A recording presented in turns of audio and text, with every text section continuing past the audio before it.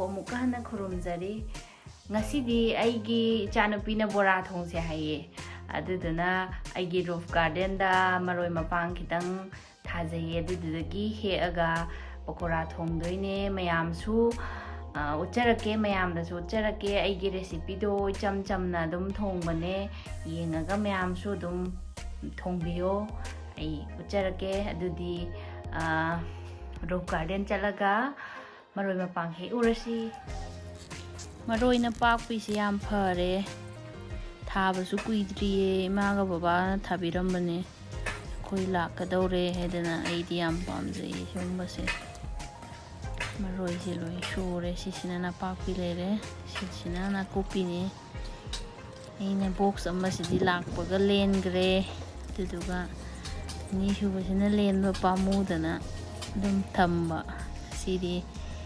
ꯏꯅꯥꯎꯅꯨꯄꯤꯅ ꯕꯣꯔꯥ ꯍꯧꯔꯝꯃꯣ ꯄꯀꯣꯔꯥ ꯍꯧꯔꯝꯃꯣꯅ ꯑꯩꯈꯣꯏ ꯆꯠꯀꯗꯧꯔꯦ ꯑꯗꯨꯅ ꯕꯣꯔꯥ ꯍꯧꯕ ꯆꯥꯅꯤꯡꯉꯦ ꯍꯥꯏꯌꯦ ꯁꯤꯅ ꯐꯗꯤꯒꯣꯝꯅꯦ ꯐꯗꯤꯒꯣꯝꯁꯤꯁꯨ ꯌꯥꯝ ꯐꯔꯦ ꯎ ꯃꯣꯔꯣꯛꯁꯨ ꯊꯥꯔꯤꯌꯦ ꯃꯔꯛꯁꯤꯗ ꯅꯥꯀꯨꯞꯄꯤ ꯐꯗꯤꯒꯣꯝ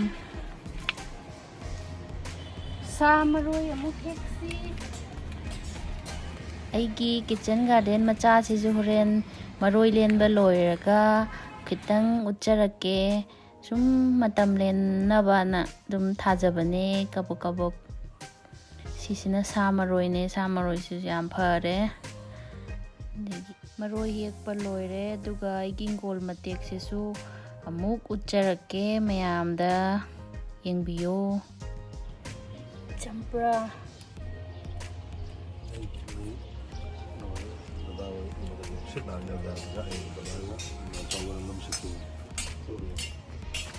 ꯁꯤꯁꯤꯅ ꯎꯆꯦꯛꯅ ꯆꯥꯊꯣꯛꯄꯒꯤ ꯀꯥꯡꯒꯟꯅ ꯈꯜꯂꯤꯅꯦ ꯈꯟꯅꯕꯗꯣ ꯆꯦꯟꯈꯤꯕꯗꯣ ꯌꯧꯔꯛꯇ꯭ꯔꯤꯕ ꯑꯗꯨꯗꯨꯅ ꯁꯤꯅ ꯐꯗꯤꯒꯣꯝ ꯑꯗꯒꯤ ꯁꯤ ꯀꯣꯕꯤ ꯊꯥꯕꯅꯦ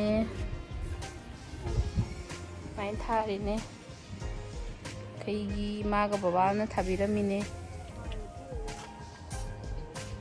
ꯁꯤꯒꯤ ꯂꯩꯁꯦ ꯁꯤꯒꯤ ꯂꯩꯁꯤꯒꯤ ꯃꯃꯤꯡꯁꯦ ꯀꯩꯅꯣ ꯀꯧꯋꯦ ꯑꯦꯗꯦꯅꯤꯌꯝ ꯁꯤ ꯆꯍꯤ 8 ꯁꯨꯔꯕꯅꯦ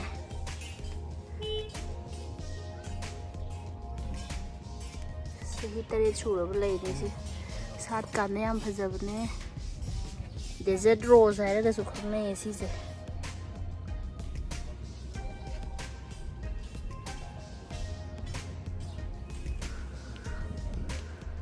ꯁꯤꯅ ꯈꯥꯃꯦꯟ ꯂꯩꯔꯦ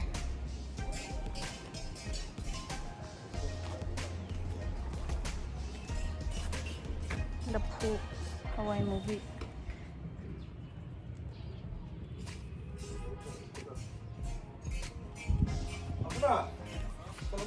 सिगिसे अखोई कक्चिंगी गार्डन ने अखोई मथक्ते उरिसे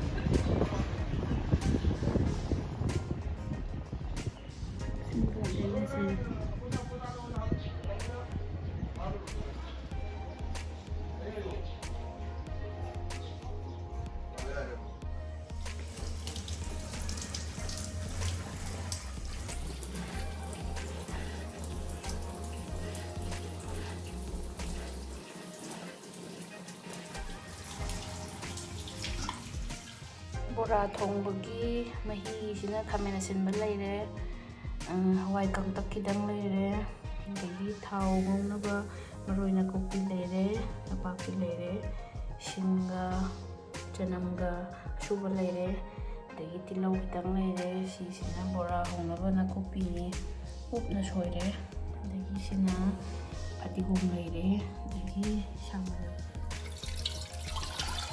मही हापनी महीसे खरे यामना हापदोइने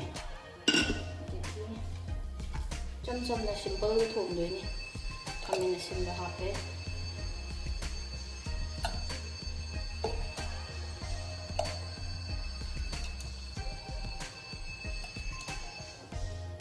सिदे मरोई नापाक्पी लैरे अदगी सिंगा चनमगा सी leire. Dagi tilhau leire. Aduga si hawai leire.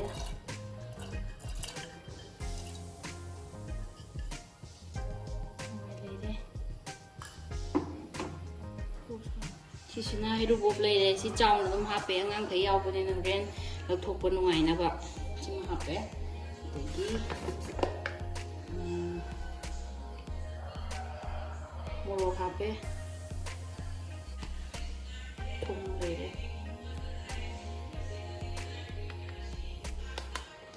Besan leire. Besan kitang leire. Dagi soda kitang khak hapani. Dagi thum hapani. Sai mahi dasu hapkramina kitang hape. Morok hape. Hape. Dagi sigisina dumda dum samjabane. Kitang hape. Sigisi otnarani. Singje edi warm water oina hape aduduna thuna bothokpa hele. Sing yengaga dum hapiyo. Yam su lang dabi dagi yam su nang dabi da.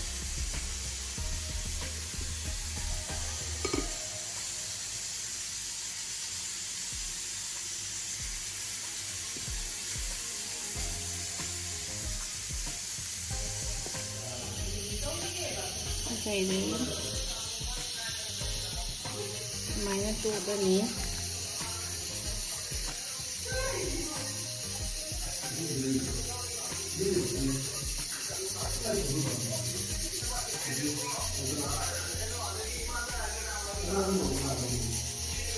Ngakeng marinate tawage.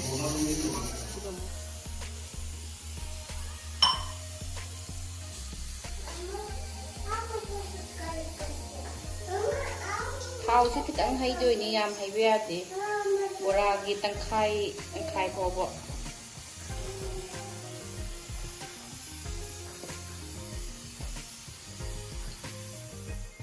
Thau se sare bora se hapchellage yam na paide bida adum gap khitang leina adum hapiro.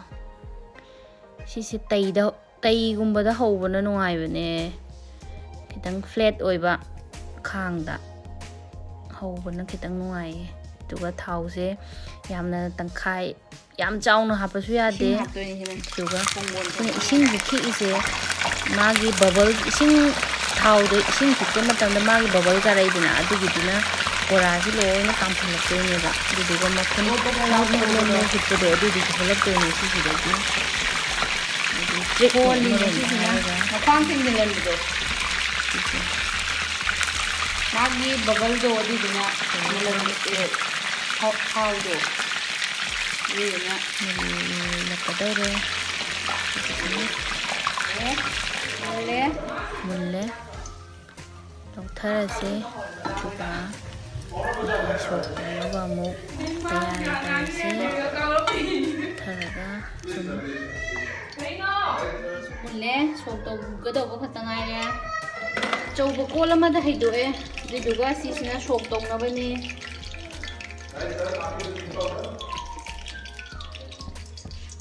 thau sare testata hape tegi jira hapchelle sina thau yei na lai ne ga agi sina pakora sina magi kopi hape magi chili kana loina sai lemba singa tilhau sanam sing loina hapchelle ni ga tang otlani tang kasalan ba hai dare ko thau yei na ba magi na kopi manam do tholok na ba tang kasalaga na manam je thorai hawa ba morok hape thau ni jelani to ka sokhal ni tang sokhalaga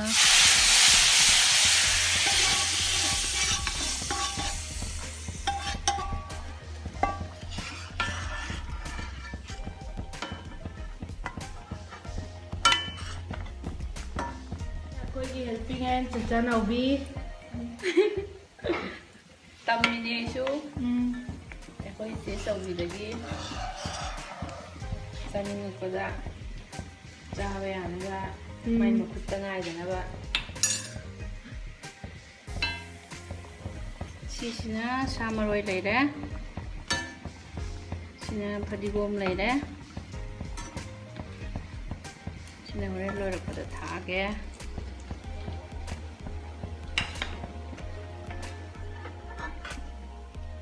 Sina yame horen chupsingi doine silunba. Bora hapchellane. Manam yam nusi eh. Silundarage.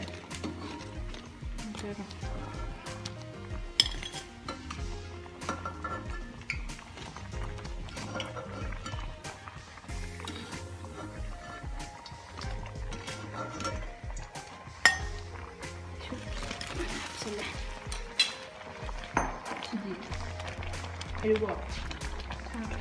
Pakoda.